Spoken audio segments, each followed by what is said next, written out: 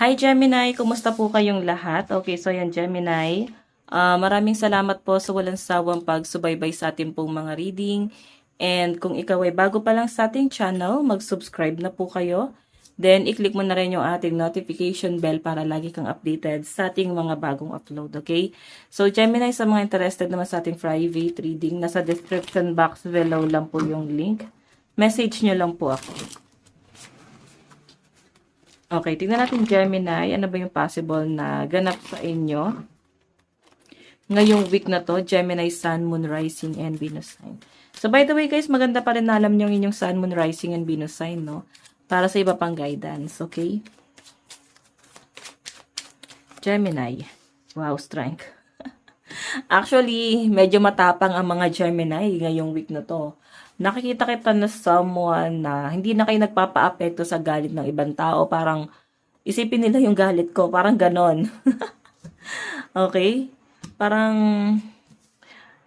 hindi kayo guys masyado nagiging affected sa tampo-tampo ng kahit na sino kasi mas importante sa inyo yung mental health mo ngayon. Mas importante sa inyo ngayon kung ano man yung mga pinagdadaanan mo or pagdadaanan mo ngayong week na to. So, sobrang kalmado. Tignan mo naman kung paano mo i-handle yung isang situation ngayong week na to, no? Kahit masyado nang nakaka-stress, magulo, parang patay-mali siya kayo. Yes, medyo irritable, pero hanggat maaari, hindi kayo guys magiging impulsive dito. Oo, parang relax-relax muna. And kung ikaw naman guys ay papato lang sinasabi rito, pwedeng si universe mismo ay ilalayo ka dyan. Check pa natin. Gemini.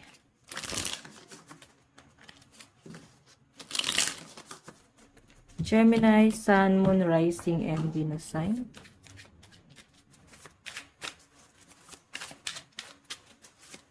Gemini.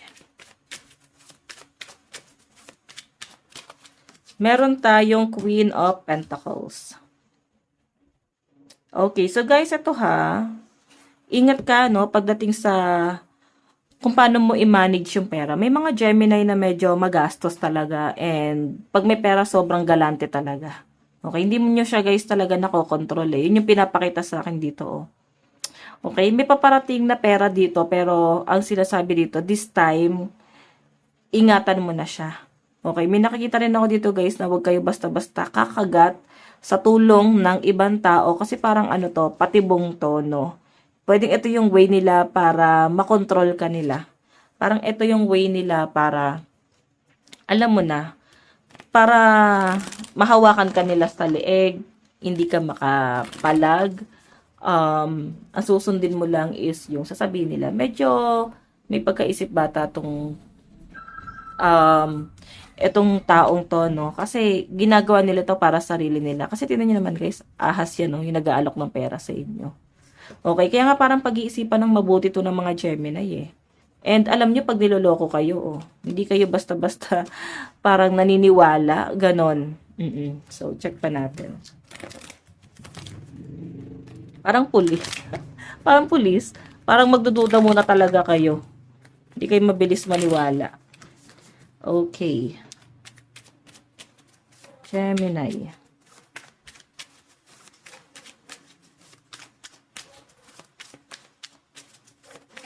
So guys, meron tayong the Chariot. Okay, the Chariot energy. Guys, maraming opportunity ang dumarating sa mga Gemini. And maganda rin yung pasok ng pera.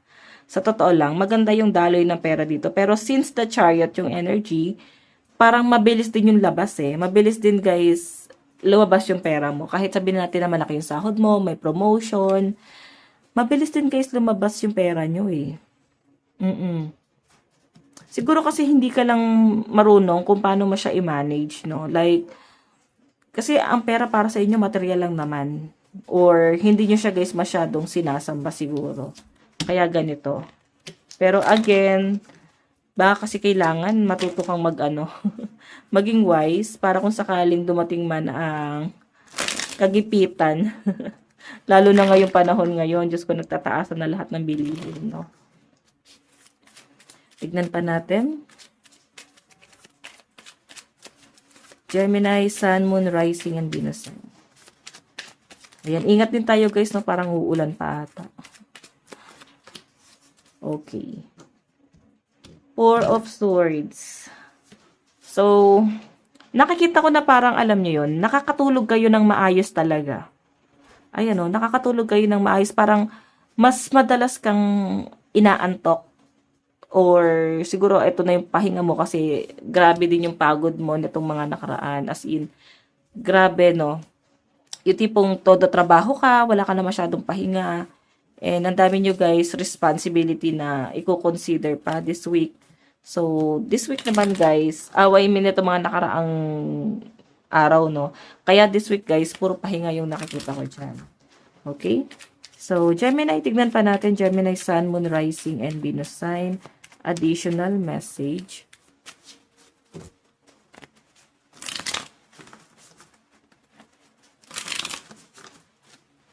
Gemini.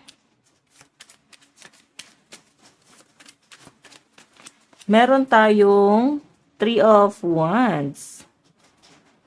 Okay. So, Gemini, yung pinapakita kasi sa akin dito, may nakikita ako dyan na parang travel na paparating sa inyo. Oo.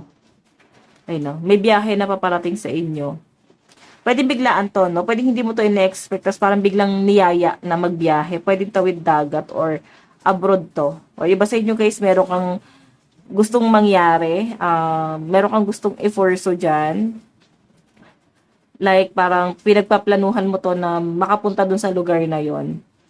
O, parang tatrabahuin mo to.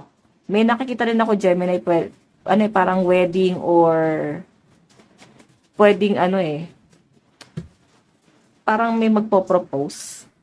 Okay, so I think pwedeng may magko-confess. Ayan, sa mga single dito, baka merong someone na amin sa inyo na meron talaga siya guys nararamdaman. And I think pwedeng matagal, pinag-isipan. Okay, ayan, may pag-amin, no? The World. So, pwede kasi guys na ikaw ay medyo may hindi magandang nakaraan sa past. And yung sinasabi sa akin dito guys, pwede ka may someone na lalapit, no? Kumbaga, maglalakas loob na lumapit sa inyo. At posible na umamin sa inyo tong taon to. Mag-confess talaga siya this week.